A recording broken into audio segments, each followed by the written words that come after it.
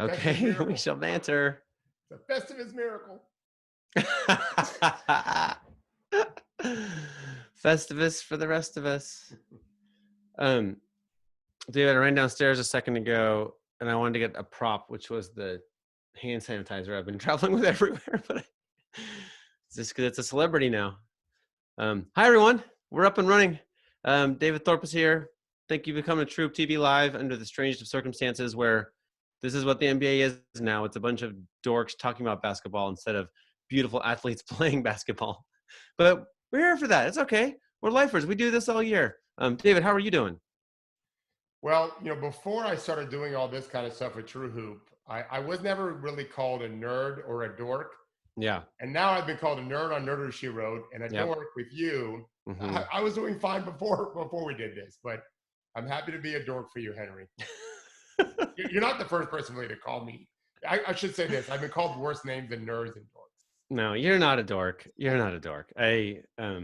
If you want to be a dork, I think, we could work on it. It'd be like a program we could go through.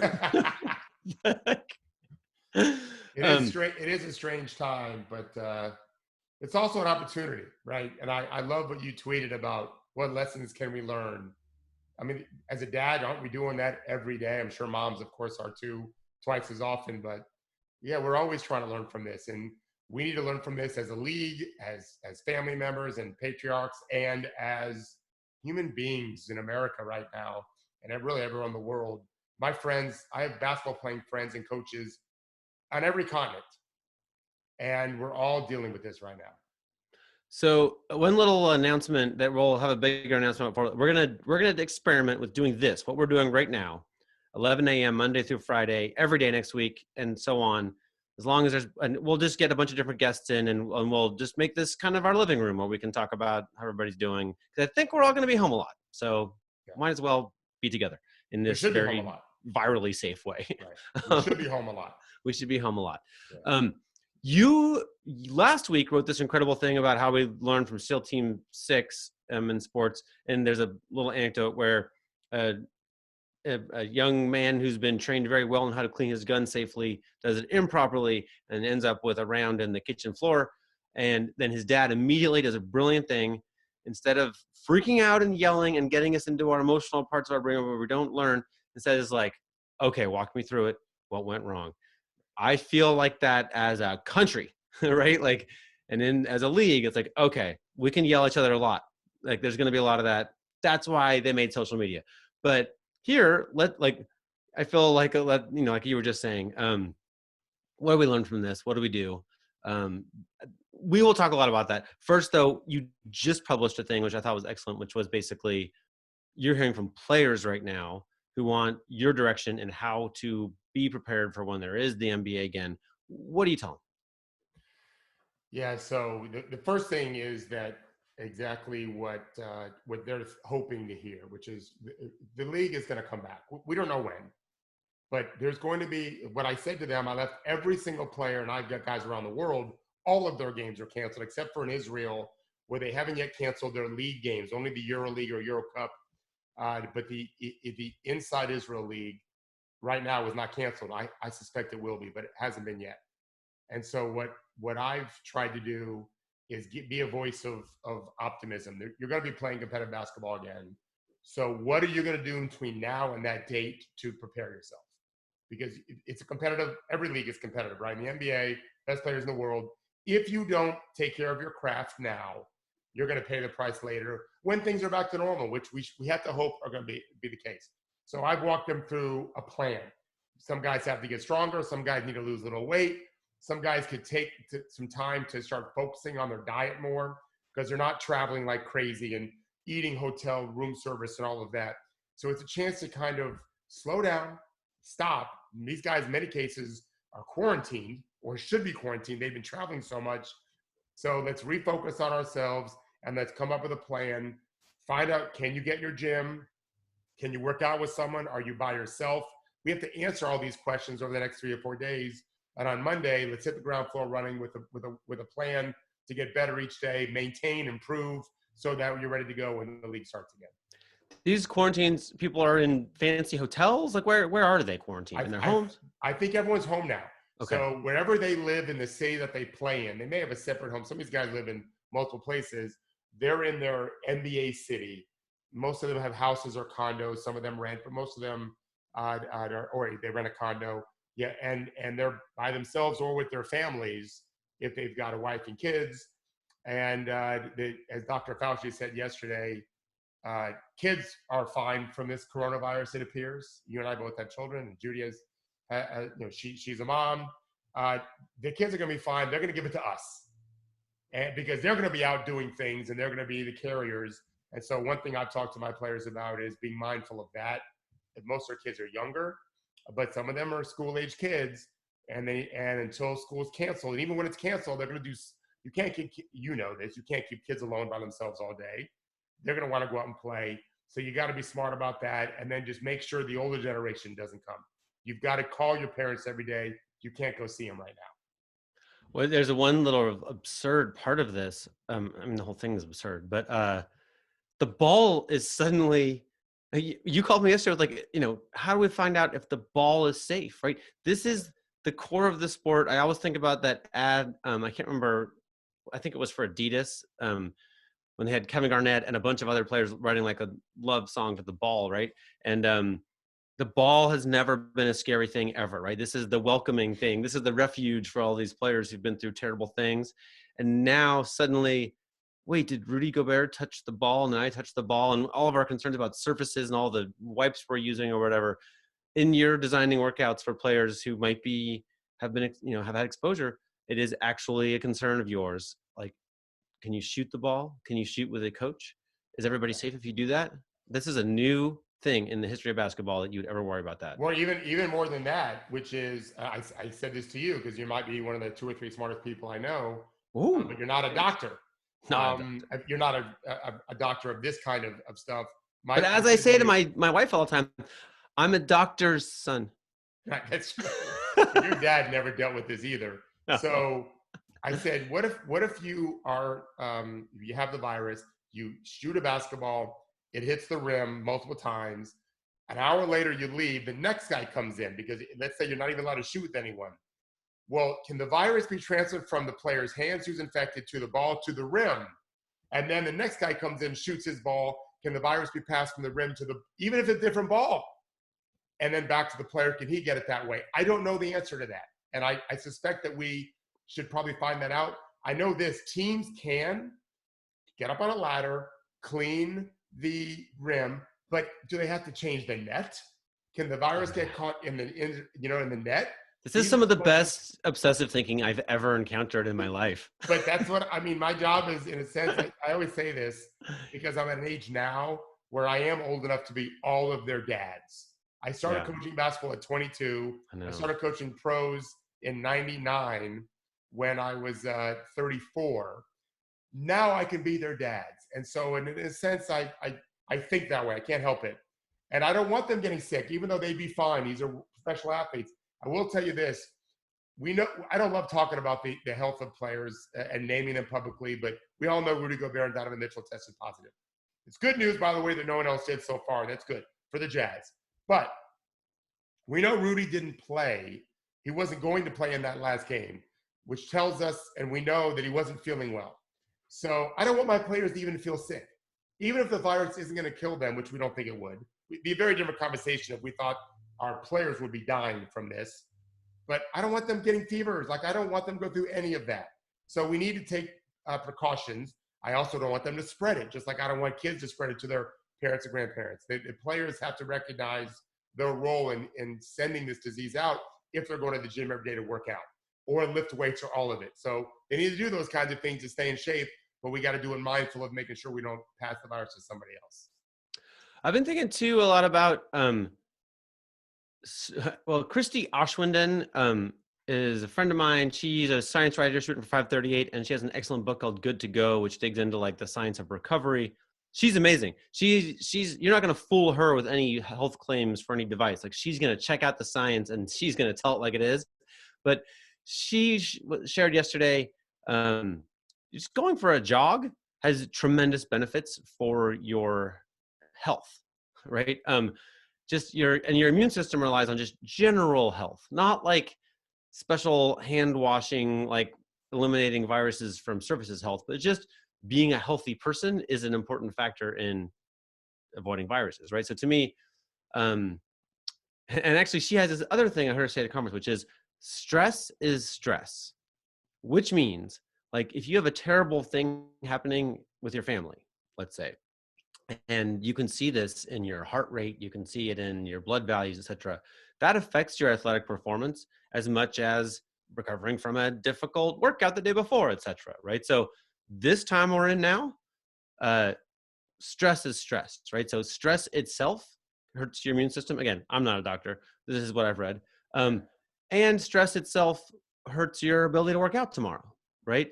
So to me, one thing I loved about what you published today on TrueHoop and that, you've been sharing with your players is basically, hey, like take some time to get your stuff together, be with your family, calm down, right? And we're going to make a new routine starting on Monday, right? Which to me is a nice, like a way to address these realities that we can figure ourselves out here. And that in and of itself is a problem. Well, the one thing that I really try to stress is business can't go back to the way it was because that's how the virus spreads. But that doesn't mean we have to just forget about everything. So we're not freaking out. The mistake people will make is the mistake people are making is they're acting like, oh, everything's fine. Well, no, everything's not fine. But that doesn't mean we have to panic. So we have to just have a good plan in place. For those of my players that are married, talk to your spouse, talk to your kids if you have them, talk to your coaches, your trainers, map out a plan. I will tell you this, you say this all the time. You wrote this the other day about whether we're letting billionaires make decisions, whether we're letting coaches make decisions for grown men. The NBA is not expert to any of these things, except for maybe the general practice of running a basketball league for professionals. They clearly know how to do that and make money. But I wouldn't say for 1 second that any NBA team knows best how to handle this kind of situation. In a sense, it's every man for himself. And that's where I come in as a counsel, as a mentor to these young guys. We're going to come up with our best plan. And we're going to be a voice of reason. I'm going to be a voice of reason. I wrote this too. Idle time is a killer. I think it's for everyone. Doing nothing all day, you end up picking up really bad habits. For NBA players, they are so religiously tied, as you've written, to their routine. You got to get them out of routine. That routine has to change, literally. Yeah. It cannot stay the same if they're in quarantine, right? And so I've read that there are teams, there's college teams, there's pro teams in Europe. They are practicing. I'm not sure that's smart, but no one else is. No one in a lot of these foreign countries, they've all been tested, so they all know they're negative. That doesn't mean they should be tested every day. Yeah. Because they're going home and maybe their kids are out, their wife's out. No one's doing that. So in the NBA, they're quarantined. If indeed they are, they need to come up with a plan and walk through the plan. And if we have to adjust it, we will. But we're not going to act like nothing's going wrong. We're not going to act like the sky is falling. There's a compromise we can make, and that level heads prevail, and that's what we're trying to do. And I think it's conscious effort to create a new normal, right? Like we want to have a new normal, and it's not going to come from, I mean, I yesterday pretty much was as stupid as you can be in handling this, which is I pretty much just,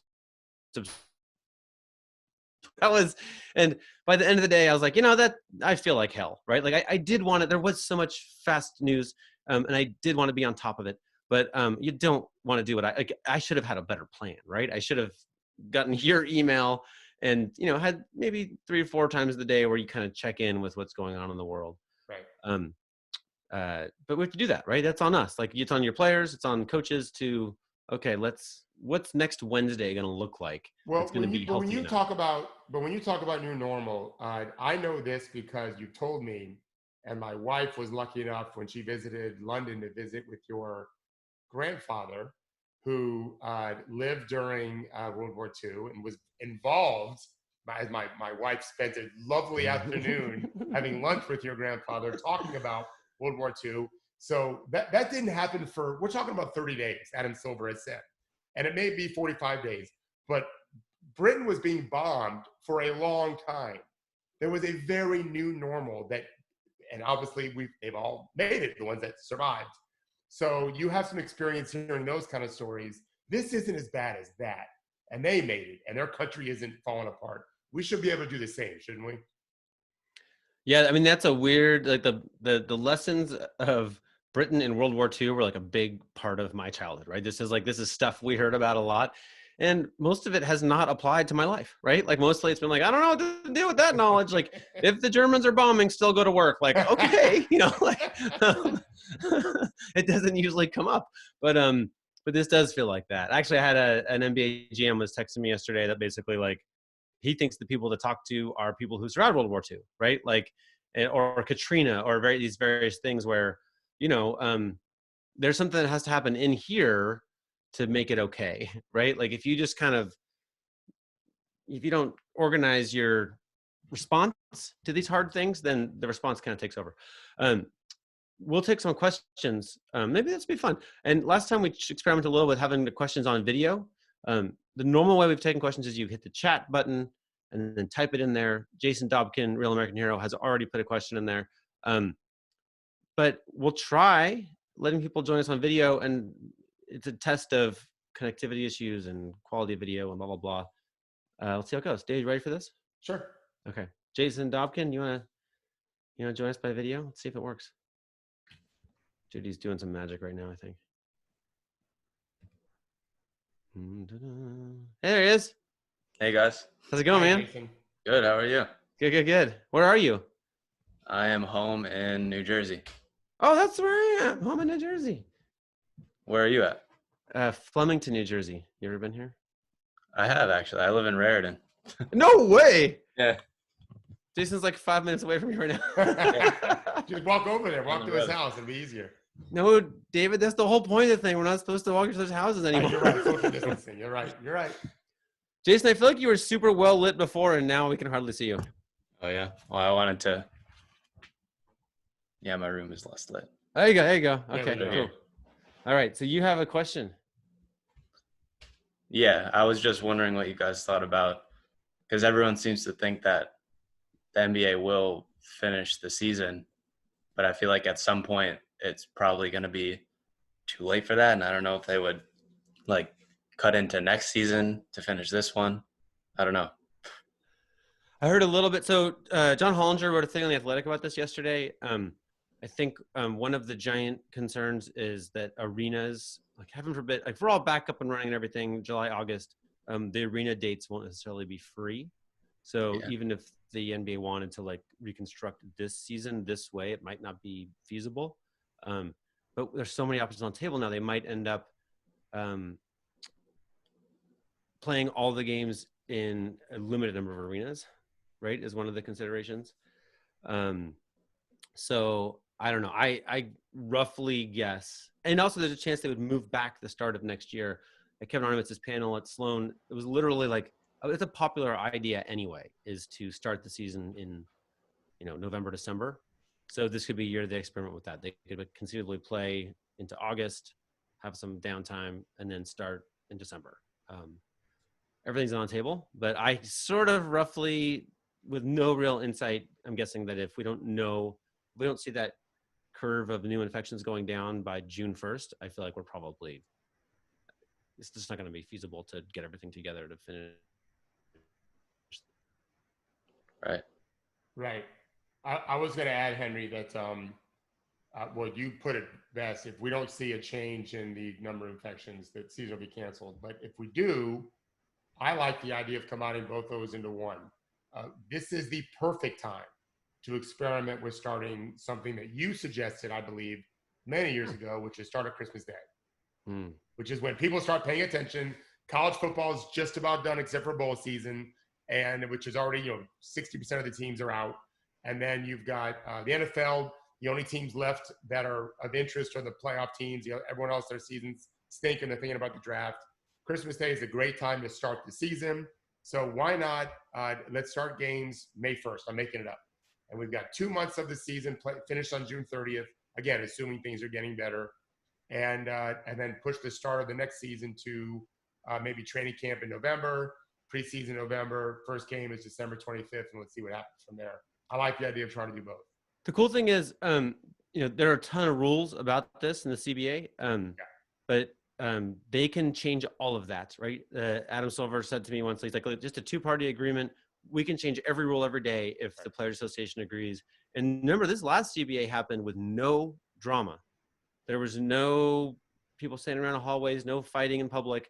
They met and agreed, and that's a great precedent, right? So there will come a time where they need to decide what they're going to do, and I think it'll be like there's every reason to believe that if there's a way to make the NBA work, those two parties will just make all the decisions to adjust it accordingly. And the other big players here are the TV networks. And another good press, I mean, the downside is they're losing money and won't want to just write a check for everything like they did last time. But the upside is last time we had a big lockout, the TV networks did just pay for everything. Which shows a sign of how much will they have to, I mean, what are they going to be putting on ESPN and Turner all these days, right? Like they'll be hungry for some NBA content once that opportunity comes around. How do we do answering your question? Kind of got vague and weird, but talked for a long time. Is that what you wanted? Yeah. I mean, the whole thing is kind of vague and weird. So. Right. Thanks, guys. Yeah, man, no problem. All right, let's try another one. Do we dare put Randy Shane on video? Randy, are you even... He's putting comments in there. He's a friend of ours. He's trying. Maybe that's not. Go. Oh, there he is. He is.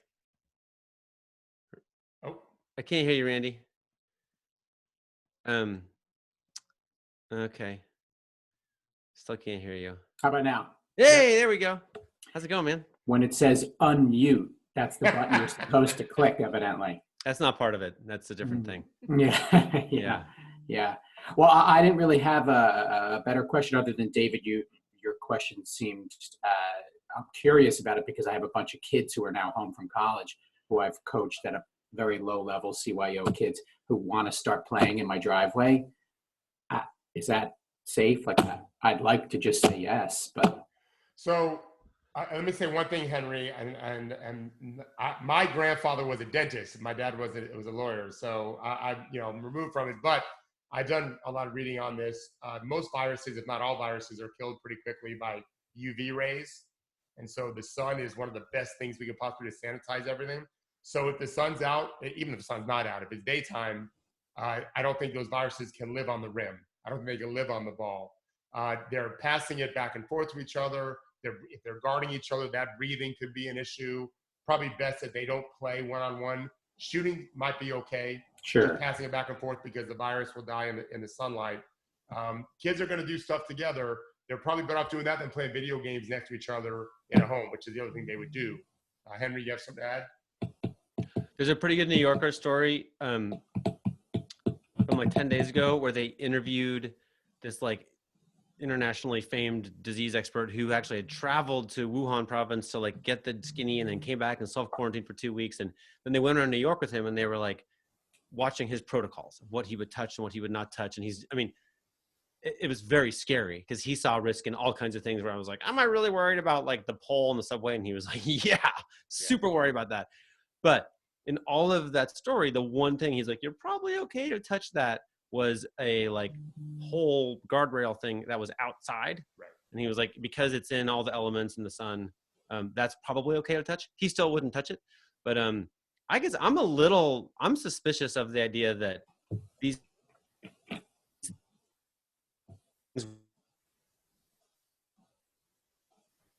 together, like it's going to be the car, the kitchen, the bathroom, like they're going to have way more contact than they would from just these three things. And these are just the risks of life, like we're canceling 1,000-person gatherings, 20,000 person gatherings.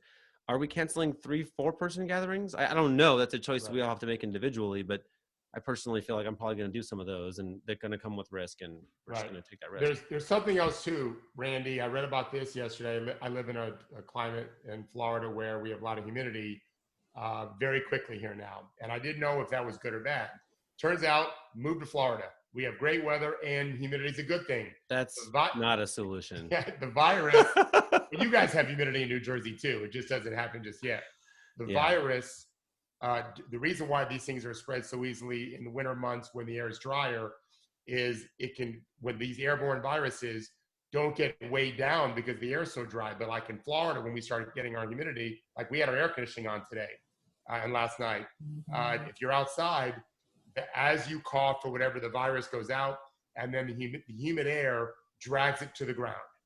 But David, I would be very careful talking about this, right? Because on social media, there's been a lot of like, oh, if you're in a warm, humid place, you don't have to worry. And like, oh, no, you definitely have to worry. It's a tiny increment less likely to spread if it's warm or humid. It's not safe. Right. If it's on a surface inside, you still have to worry. If you're indoors, it's only outside. That's what we're saying. If you're outside in a sunny, humid climate and you're with 3 or 4 friends catching and shooting together, it's maybe a safe thing you could do with other people as you could possibly do, or playing golf. I wondered about that. I wouldn't do a golf event or tournament, but if it's your ball and your clubs and you're not touching anyone else and you're in the sun and the humidity, again, if you're not just going to sit home all day, that's a more safe thing to do. You better. I mean, we're not experts on what's safe, I guess, right? We're all guessing here, but like, to me, you're going to do something with your 24 hours, right? It's all going to come with risk. I'm more worried about like, are those kids touching their faces all the time? Yeah. Right. Like I'm assuming that we will all have virus cells on our hands. It's just a question of like, when you have it on your hands, are you going to touch your mouth and your nose and your ears and your eyes? Like, I'd be out there. I probably am the kind of person who would play basketball with a limited number of people and would then just wash the hell out of my hands, like between games, like I did on Sunday at MIT Sloan. I just was washing my hands like the whole time. Right. Okay. We got to get Gerard on here because I think he has to go somewhere. Oh, bye, Randy. It's a harsh game, man. You're out. Is he still here? I don't know. I'm here. How this works a little bit.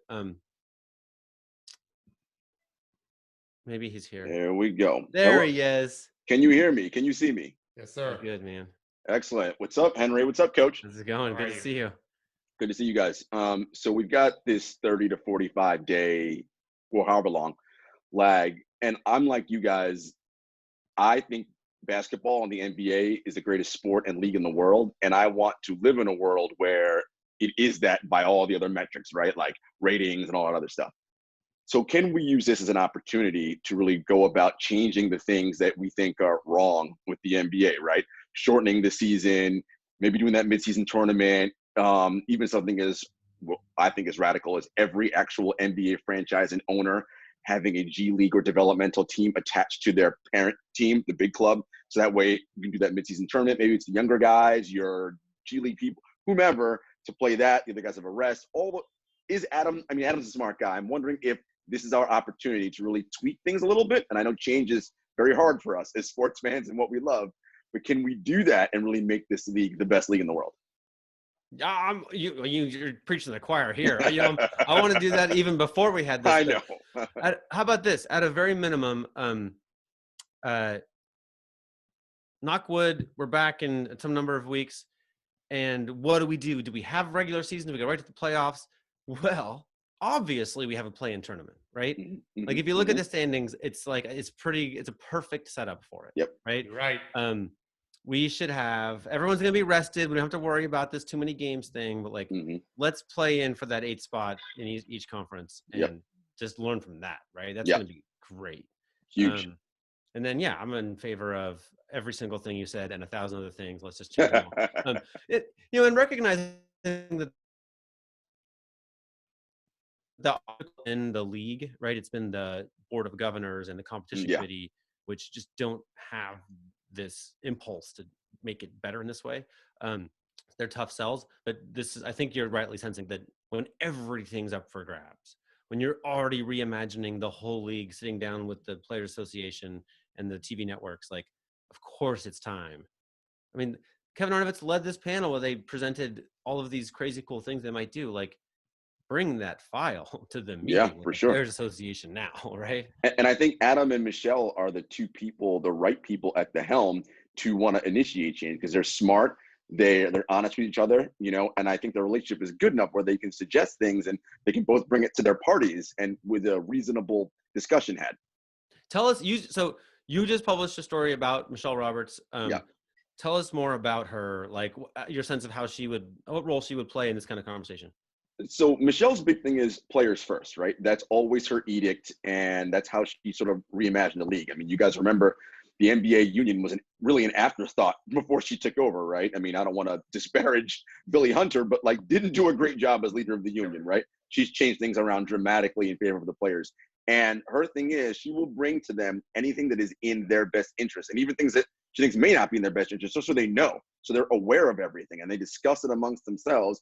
And the players now are smart, and not that they weren't before, but they're so much more cognizant of every opportunity that they have. And they're willing to make changes if presented the right way. It's like anything, right? If you speak to me in a language that I get, I'm much more willing to listen to you and talk. But if you just kind of throw things haphazardly, you have disaster. So I think that's how she would do it.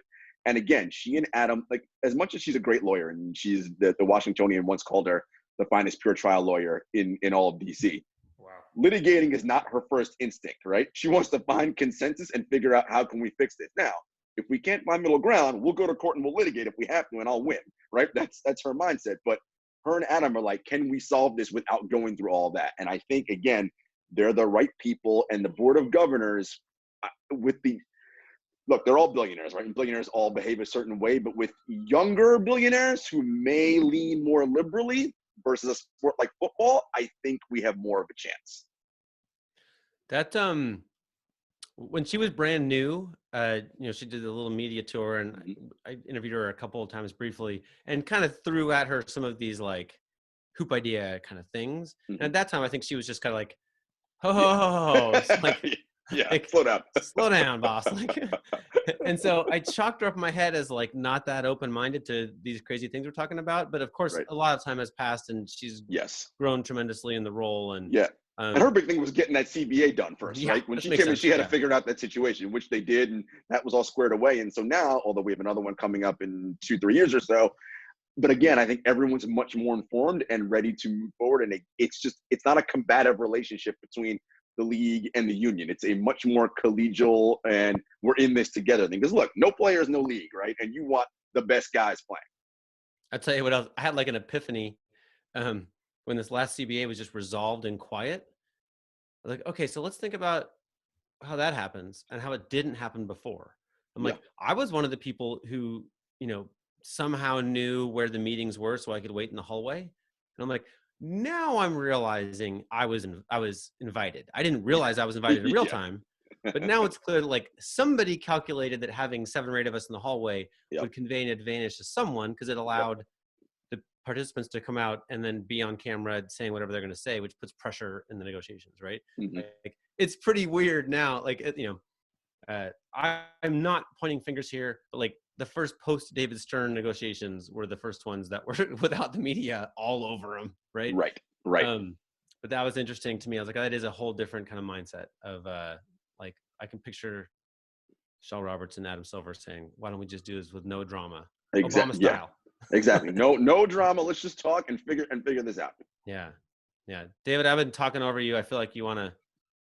No, I'm enjoying the conversation. I would add that I think Adam has built some real trust from the players that he cares about them in a way maybe Stern didn't quite as much, except for the elite superstars, of which there's a handful. Yeah. And so they're going to be more receptive to a guy that's got some thoughts because he just canceled postponed the season to protect them. Yeah. Right. And it didn't take but one guy, one issue, boom, done. Adam just decided, as you wrote about, he's got some goodwill that he can take advantage of. I also think that there is going back to our World War II days, I remember, you guys are old enough to remember this, the first cruise ship that was taken over with hostages by pirates. It wasn't 10 years ago, maybe. And when finally was, I don't remember how it was resolved, the pirates were removed from the ship. The cruise ship docked somewhere in Europe. I think it was in France. But the people on the cruise ship mostly were from Britain. And CNN interviewed 2 clearly couples in their 60s or 70s from Britain. And they were like, yeah, whatever, no big deal. Like, yeah, we had some pirates, we got rid of them. Like, their lives, I'm sure, were different before the bombing. But after the bombing, there was a culture change that still exists to this day, I would argue, probably over there. So there's going to be a culture change in this country here. And one of the aspects of that, let's hope, one of the aspects will be what Gerard was saying earlier, like how amenable are we going to be to a change? And obviously, I'm not just speaking of a change regarding future pandemics. It's almost going to be like, well, whatever we were doing, this failed. What else were we doing that wasn't working as well as it could have? I think we're going to see an openness to that idea. And I think it was Randy just sent a chat message in. And a lot of people are wondering, will players be open to less games because they're going to score less points in terms of total? No one's ever going to break Kareem's record or probably LeBron's record if we shorten the games. And the answer, I think, is going to be it's okay. Like, I just think there's going to be a more willingness to understand that what's most important and what is less important. And we're going to be able to categorize those things and move on well because of it. Gerard, hang out. I'm going to, Simon Turner has a question that I'm going to read. What impact might this public health scare have on coaching culture across basketball? If there's no competitions, is this a chance to have conversations about the meaning of sports? Deep. Do you want me to answer that? Yeah. Settle in, everyone. This could take a while. Well, did you see what the Texas Tech head coach said yesterday after they canceled the Big 12 tournament? He went to they lost in the finals last year to Virginia. I don't even know his name because I don't really follow college. He's a great coach. But unfortunately, his response was just about his team and his seniors. The answer is there will be a few who get it. And most of them are just, I wrote today about a hammer and sees everything as a nail. To most coaches, it's just locked in, my team, my rules, competition, macho, macho, macho. And no, I don't think most guys will take advantage of what I'm trying to do. Of course, I'm a different kind of coach, is I'm trying to get my guys to 2 or 3 times a day, get on your phones, do some research, check in with people, and then disengage from your phones so you can be present with your families when you're normally not at this time of year. It's the only time you might have until you're in your 30s and even beyond to do this in March and April. Now it's the time to do it. I want them to be educated on stuff. Most coaches they just aren't built that way for whatever reason, unfortunately. The guys that are playing for coaches that I think there'll be a change there, but I don't think, generally speaking, we'll see much of a change. Gerard, what's the meaning of sports? Well, it's crazy, right? I mean, like, I was talking about this with so many people today with my girlfriend. Like, you stop and you realize sort of where sports fits in the context of the larger world we live in. I always say sports is just a microcosm of society it inhabits, right? The things that happen at the macro level trickle down to sports. We're just a small subset of the world we live in. But it's important and what sports means, you're kind of seeing it now, right? Because you talk about leagues shutting down and all these things and all the people impacted. Yes, from the billionaires down to the day-to-day workers who work at these arenas who have to pay bills, right? Who literally, like, if there are no games or no events, I have no money coming in. What am I going to do? Because coronavirus or not, rent's due at the first of the month, mortgage due at the first of the month, whatever your other bills are. And those are realities. So I think sports, while it's so important because it is this thing that we love and we talk about and pontificate and it's escapism and all these things, it is tethered to this society. And in this country especially, I mean, it's a multi-billion-dollar business. So it affects people on so many levels. And sports really as an entity is this connective tissue, right? That really touches all of us, even if you're not like, quote unquote, a sports fan, right? Think about all the different cities like St. Louis who are going to have regionals or first, second rounds in the NCAA tournament. Take away the side, the hotels, the restaurants, the people who own video games inside the restaurants who now are not going to have anybody show up and do those things. Uber drivers. I mean, it touches, Uber, Lyft, everybody's impacted, everyone. So it's a tether and we're all connected through it. Can I add one other thing? Yeah. Henry, because I want to talk about the owners a little bit. So Mark Cuban has done some positive things. You see the Cavaliers just announced that they are going to pay all their employees. Amazing. So here's one thing sports does is sports creates celebrity. Celebrities have influence and power. I would like for the Mark Cubans of the world to tell the banks who own the credit cards and the mortgages, hey, take 30 days, don't pay no interest for 30 days. They all can afford it. If you can't afford it, that's different. Listen, some banks might be struggling. I won't speak to that. But the banks that are making billions a year, take 30 days across the board and do what Mark Cuban's doing for Dallas, what the Cavaliers are doing. That's where our celebrity, just like Rudy Gobert got sick, he didn't play in a game, and everything is canceled because of one thing. That's the power of sports. We can impact the rest of the country through business if our celebrities speak out to that endeavor. And you're right on that, David. Okay. You're so right. Oh, sorry, Henry. Not only the owners, and the players, that's what we do. Think about it. Rudy, Tom Hanks, and Rita Wilson, Tom Hanks' wife. Right. Those three people got everyone to be like, oh, this is serious now. We got to pay attention. Right? So I think you're right. If those 30 owners, again, the whole idea of billionaires can fix everything, well, you really can, because they have all these heads of banks, Wells Fargo, JP Morgan, on speed dial. Call them and say, hey, dude, 30 days, let's just not do this and help these people out. And I think that's the way to go. There are a lot of eyeballs, right? So kicking Donald Sterling out sends a big message to all of business, right? Like, hey, the creepy misogynist racist guy doesn't get to be on your board of governors anymore, right? Like that was a thing we hadn't really settled on at that time, right? And Adam Silver led, right?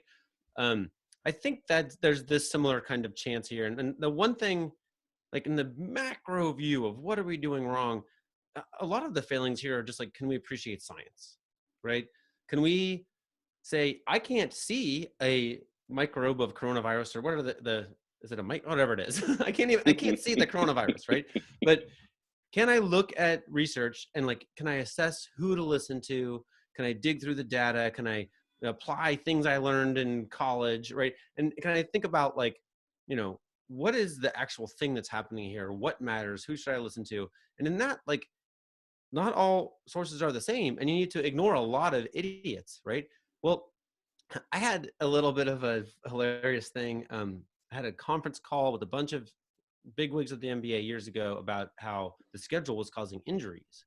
And they're basically like, well, I'm paraphrasing them terribly and unfairly, and I'd be happy to let them clarify. But basically, they're like, we've always kind of done this, and it seems fine. And it's like, no, like, it's not fine. Everybody gets injured, and we're going to have to use our understanding of science to, like, connect A and B. And then I said, it's like climate change, right? It's like, we might not feel the effects of climate change the day of this meeting, but like, we have to acknowledge that we're part of this bigger thing that's happening. And this guy was like, oh my God, are you kidding me? Like, this is the first time I've been called a climate change denier in my job at the NBA, like blah, blah, blah. But it's a metaphor, right? But to me, this is the same thing. Like, can we accept that, like, what someone says about results from China a month ago does mean things about how we should arrange our schedule here a month from now, right? Can we connect climate change data to, every decision we're going to make in the future, right? And can we connect injury data, et cetera, to how we're going to organize the NBA schedule? It hasn't been a big part of sports, right? They're like, well, let's see what the data says, right? It hasn't been like a little pause that coaches and athletes and stuff have integrated into their speech. But I think it might need to be moving forward, right? We might need to have the lexicon ready for, oh, well, we're going to trust the virologists on this one, right? That might be like the kind of stuff we get used to saying. We're going to need to be, that's why I wanted to call you a dork at the beginning, David, because that's what I mean by that. Like, hey, I don't know if Judy is the best person to handle this, but I know that we have a lot of, some questions anyway. If we don't have time to get to everyone's questions, can they email us at TrueHoop, and then you or I, Henry, can answer? We've got time. I've got no games to analyze anywhere in the world. So I'm happy to answer people's questions if they want to email them to us and we don't get to them today. For sure. Absolutely. And we're going to be back every day. Yeah. With the Friday next.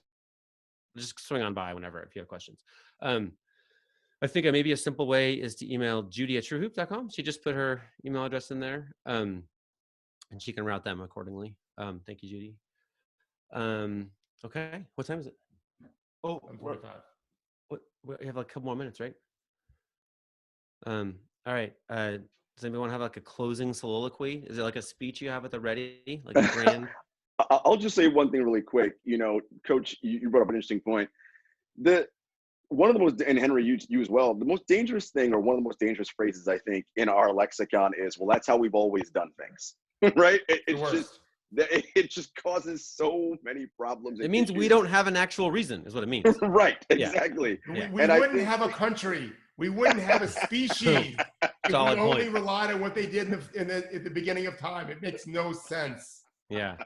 I think it's like my point about originally what we need to do is, because it turns into a thing, Henry, you're talking about, I was called the climate change or whatever. We need to find the right language where everyone doesn't feel like they're being attacked, right? Because that's the big thing. Whenever someone comes with a new idea, the person who is opposed to it is only opposed because they think they're being attacked personally, right? And it's like, I'm not attacking you personally. Right. So how can we talk about things in a unifying way that's, no, I'm not attacking you. Here are my thoughts about data and science as it relates to injury. Play more, increase risk. We don't want risk and injury. How do we mitigate that? That's all I want to do. Yeah. Hey, we have one more question. Sorry. Unfortunately, I'm going to be long-winded on this one. Randy says that Gerard's point, read the workers, is excellent and topical. Do we think the owners will mimic Kevin Love's donation so the arena workers don't get hammered financially? I think we've seen the Hawks and Mavericks and Cavs, and I'm sure some others that I haven't seen have announced some kind of programs along those lines, even before Kevin Love. I haven't seen what they actually are promising, though. It all sounds like we're going to have a program. I thought the Cavaliers were going to pay them as if the games happened. Yeah, that's right. So that's a real thing. Right. I have this. I'm going to piss everybody off with this. I'm worried that social media has defined this as the way to signal that you're virtuous.